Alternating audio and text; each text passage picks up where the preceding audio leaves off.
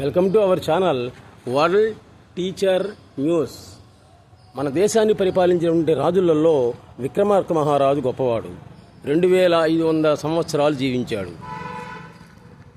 భేతాళుడు అడిగినటువంటి ప్రశ్నలన్నిటికీ సమాధానం చెప్పి దైవికమైనటువంటి శక్తులన్నీ కూడా సాధించాడు ఆయన. అందుకే అన్ని వేల సంవత్సరాలు జీవించగలిగాడు. ఆయన జన్మ విచిత్రమైనది, మరణం కూడా అంతకంటే కూడా చాలా విచిత్రమైనది. ఉజ్జయిని నగరాన్ని రాజధాని చేసుకుని పరిపాలించాడు మన హిందూ దేశాన్ని విక్రమార్క మహారాజు. ఆ సమయంలో రాగిరేకులు, శిలాశాసనాలు, తామ్రశాసనాలు చూశాడు. వాటిల్లో ఎక్కడో రాసిందనమాట, ఆ అరణ్యంలో ఒక సింసుపా వృక్షం అనేటువంటిది ఉందని, ఆ సింసుపా వృక్షాన్ని మీద భేతాళుడు వేలాడుతున్నాడని, వాణ్ణి వశం చేసుకున్నట్లయితే కోరిన కోరికలన్నీ కూడా నెరవేరుతాయి అని ఉందన్నమాట. వెంటనే విక్రమార్క మహారాజు బయలుదేరాడు భేతాళుణ్ణి వశం చేసుకోవటానికి. మధ్యలో అమ్మవారి ఆలయంలో కాపాలికుడు అనేటువంటి వాడు హోమం చేస్తూ ఉన్నాడు. వాడు అడిగాడు, మహారాజా ఎక్కడికి వెళుతున్నావు అన్నాడు. భేతాళుణ్ణి వశం చేసుకోవటానికి అని చెప్పాడనమాట. అయితే ఆ భేతాళుడు నాకు కూడా శత్రువే, వాడిని తీసుకొచ్చి ఈ హోమగుండంలో పడేసినట్లయితే నీ కోరిక నా కోరిక తీరుతుంది అన్నాడు. పాపం నమ్మాడు విక్రమార్క మహారాజు. వెళ్ళాడు, భేతాళుణ్ణి వశం చేసుకున్నాడు. మార్గమధ్యంలో వెళుతూ ఉన్నప్పుడు మార్గమధ్యంలో భేతాళుడు చెప్పాడనమాట, ఆ శవరంలో ఉన్నటువంటి వాడు చెప్పాడు. ఏమని? రాజా, శ్రమోపనయనాయ ఏకైకాం కథాం కథయామి. నీ శ్రమను పోగొట్టడానికి రోజుకు ఒక్కొక్క కథ నేను చెప్తూ ఉంటా. పూర్తయిన తర్వాత నేను కొన్ని ప్రశ్నలు వేస్తా, దానికి సరైన సమాధానం చెప్పాలి. లేకపోయినట్లయితే నీ తలకాయ 1000 ఒక్కలు అవుతుంది అని చెప్పాడు. సరేలేమన్నాడు. వాడు అడిగినటువంటి ప్రశ్నలన్నిటికీ కూడా సమాధానం చెప్పాడు విక్రమార్క మహారాజు. చివరిసారిగా ఒక కథ చెప్పాడు. అది ఏంటంటే శూద్రకుడు వీరవరుడు. శూద్రక మహారాజు మన దేశాన్ని పరిపాలించేటప్పుడు వీరవరుడు అనేటువంటి ఒక రాజ సైనికుడు ఖడ్గాన్ని తీసుకొని భార్యా పిల్లలతోటి ఆ శూద్రక మహారాజు దగ్గరికి వచ్చాడు. మహారాజా, నీ రాజ్యంలో ఏదైనా కానీ పని ఉన్నట్టయితే చేస్తానన్నాడు. అప్పుడు ఆయన చెప్పాడు, కిం జీవనం కర్తవ్యం తద్వదా. నీ భార్యాపిల్లల్ని పోషించుకోవటానికి నీకు జీతం ఎంత కావాలి అన్నాడు. అప్పుడు ఆయన ఏమడిగారు తెలుసా? రోజుకి 1500 బంగారు నాణేలు అడిగాడు. చూడండి, నెలకి కాదు, రోజుకి. ఆశ్చర్యపోయాడు. నా రాజ్యంలో ఎవరికీ కూడా ఇంత జీతం అనేటువంటిది లేదు, పైగా రోజుకి ఇంత అడిగావు, నా వల్ల కాదని చెప్పాడు. ఇస్తే ఇవ్వు, లేకపోతే లేదని వెళ్ళిపోతున్నాడు. అప్పుడు మంత్రులు చెప్పారు, రోజుకి ఇంత అడగకూడదు అనేటువంటి సంగతి అతనికి కూడా తెలియదా? కాబట్టి అతడు చాలా గొప్పవాళ్ళలా కనిపిస్తుంది ఆ మాటలను బట్టి చూస్తే. కాబట్టి అతనికి ఇద్దాం, పని చేస్తాడో చేయలేరో చూద్దాం. సక్రమైనటువంటి పని చేస్తున్నట్లయితే కంటిన్యూ చేద్దామని చెప్పారు మంత్రులు.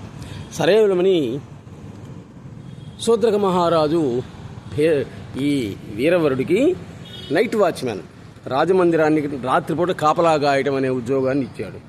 కాపలా కాస్తూ ఉన్నాడు పాపం. ఒకరోజు అర్ధరాత్రి పూట ఒక స్త్రీ ఏడుస్తూ ఉంది. అప్పుడు రాజు చెప్పాడు, వీరవరా, కాచిన స్త్రీ రోజుది మాం విజ్ఞాపయ. ఆమె ఎందుకు ఏడుస్తుందో కనుక్కొని నాకు తెలియజేయి అన్నాడు. వెంటనే బయలుదేరాడు అర్ధరాత్రి పూట వీరవరుడు ఖడ్గం తీసుకొని. ఏడుస్తూ ఉన్నటువంటి స్త్రీని చూశాడు. అమ్మా, ఎందుకు ఏడుస్తున్నావు అని అడిగాడు. అప్పుడు ఆమె చెప్పింది, అహం శూద్రక రాజ్యలక్ష్మి. నేను శూద్రక మహారాజు యొక్క రాజ్యలక్ష్మిని. తెల్లవారేవరికి మహారాజు చనిపోతాడు, అందువల్ల నేను ఇంకెవరి దగ్గరికి పోవాలని ఏడుస్తున్నాను అనేటువంటి. అప్పుడు వెంటనే అడిగాడు, ఆ విధంగా కాకుండా ఉండాలంటే ఏం చెయ్యాలి అని అడిగాడు. అప్పుడు ఆమె చెప్పింది, రాజలక్షణాలు కలిగినటువంటి రాజకుమారుణ్ణి అతని యొక్క అనుజ్ఞతోటి, భార్యాపిల్లల యొక్క అనుజ్ఞతోటి కాత్యాయిని అమ్మవారికి బలిచ్చినట్లయితే నీ యొక్క కోరిక తీరుతుంది అని చెప్పిందనమాట. ఎవరు అంటే వీరవరుడు యొక్క కొడుకు శక్తివరుడు. అతన్ని తీసుకొచ్చాడు, బలిచ్చాడు.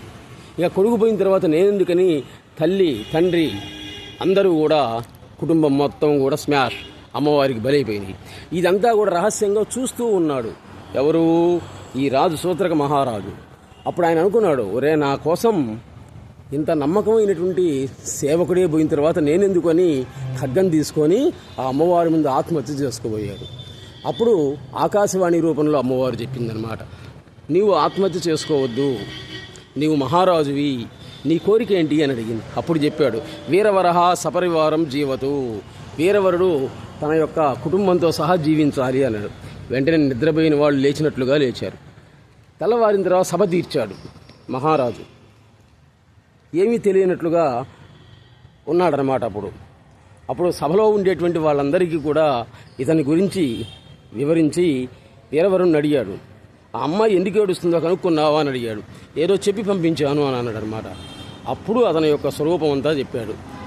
ఇదంతా కూడా నేను చూస్తూనే ఉన్నాను, నా కోసం రాజ్యం కోసం కుటుంబాన్నే బలిచ్చినటువంటి నీవు రాజుగా ఉండాల్సినటువంటి వాడి అని శేఖర అనే దేశాన్ని ఇచ్చాడనమాట. చూడండి, ఒక సేవకుడికి రాజ్యాన్ని ఇచ్చి రాజుని చేశాడు. ఇంకా అప్పటి నుంచి హాయిగా భార్యా పిల్లలతో రాజ్య పరిపాలన చేసుకుంటూ ఉన్నాడు ఇతడు వీరవరుడు. ఇది అంతా చెప్పింది ఎవరు? భేతాళుడు విక్రమార్కుడితో చెప్పి ఒక ప్రశ్న అడిగాడు కదా, అడిగిన దానికి చెప్పాలని. ఏమడిగాడు? రాజ్యం కోసం కుటుంబాన్నే సమర్పించినటువంటి వీరవరుడు గొప్పవాడా, సేవడికి రాజ్యాన్ని ఇచ్చినటువంటి శూద్రక మహారాజు గొప్పవాడా? ఈ వీళ్ళిద్దరు కూడా ఎవరు గొప్పవాడు అంటే విక్రమార్క మహారాజు బాగా ఆలోచించి సేవకుడి యొక్క ధర్మం, జీతం తీసుకుంటున్నాడు కాబట్టి పని చేయడం అనేటువంటిది వాడి యొక్క ధర్మం. కానీ పని చేసినంత మాత్రాన రాజ్యాన్నే ఇచ్చి రాజుగా చేయడం అనేటువంటిది ఎవరు చేయరు. ఆపది జీతం పెంచుతాడు, ఇంక్రిమెంట్లు పెంచుతాడు, అంతేగాని ఒక రాజ్యానికి రాజుగా కూడా ఎవరూ చేయరు. కాబట్టి ఇతడు చాలా గొప్పవాడు, మహారాజు, శూద్రక మహారాజు అని చెప్పాడు. సరే, ఆయన ఆనందపడ్డాడు. భేతాళుడు వశమైపోయాడు, ఇంకా మోసుకొని పోతున్నాడు అనమాట. అప్పుడు భేతాళుడు చెప్పాడు, మహారాజా, నేను నీకు ఒక విషయాన్ని చెప్పాలనుకుంటున్నాను. ఏంటంటే, నన్ను తీసుకొచ్చి ఆ హోమగుండంలో పడేయమన్నాడు కదా వాడు కాపాలికుడు, వాడు నన్ను కాదు, నిజాన్ని నిన్ను చంపడానికే వాడు చేసింది. కాబట్టి నన్ను అక్కడ పడేసేటప్పుడు జాగ్రత్తగా ఉండు, నిన్ను చంపుతాడు వాడు, ఖడ్గంతో నీకు తలకాయ నరికేస్తాడు, జాగ్రత్త అని చెప్పాడు. వెంటనే ఆలోచించాడు విక్రమార్క మహారాజు, బయలుదేరాడనమాట. కాపాలికుడి దగ్గరికి తీసుకెళ్ళాడు. తీసుకొచ్చానయా స్వామి అన్నాడు. సరే, ఆ శవాన్ని అక్కడ పెట్టి ఆ నదిలో స్నానం చేసి అమ్మవారికి దగ్గర కుంకుమ పెట్టుకొని నమస్కారం చేయమన్నాడు. చూడండి, అంటే నమస్కారం చేసినప్పుడు తలకాయ వంచాలి కదా, ఆ సమయంలో చంపాలి అనుకున్నాడు అనమాట ఖడ్గంతో. ఆయన ఖడ్గంతో ఆయన్ని గ్రహించాడు విక్రమార్క మహారాజు. అప్పుడు చెప్పాడు, స్వామి, మేము రాజులం కాబట్టి, క్షత్రియులం కాబట్టి మేము నమస్కారం చేయించుకోవటమే కానీ ఎప్పుడూ కూడా ఎవరికీ నమస్కరించాలా, ఎలా నమస్కరించాలో ఒకసారి చూపించు, అప్పుడు చేస్తానన్నాడు. ఈ విధంగా నమస్కరించాలని తలకాయ ఉంచేసరికి ఇది శూద్రక వీరవర కథ. Please subscribe our channel Varun teacher.